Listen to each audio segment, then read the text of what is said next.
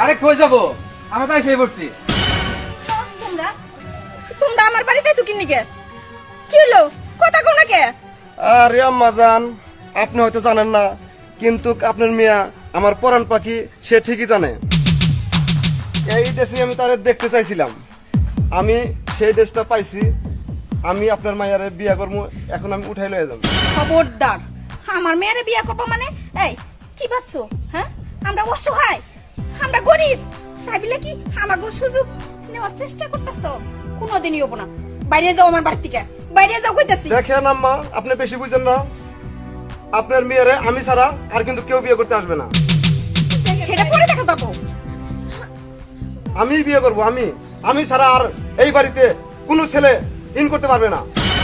দেখো, কে আমার মেয়েরে বিয়ে করবো না করবো ওটা সময় হলে দেখা যাবে, কিন্তু আমি দরকার পড়লে আমার মেয়েরে জবাই করে ফেলামু। কিন্তু তোমার মতো বকাটে পোলাপানের হাতে আমার মেয়ের আমি তুলে দিব না। বাইরে যাও কইতাছি, বাইরে যাও। সহজ ভাবে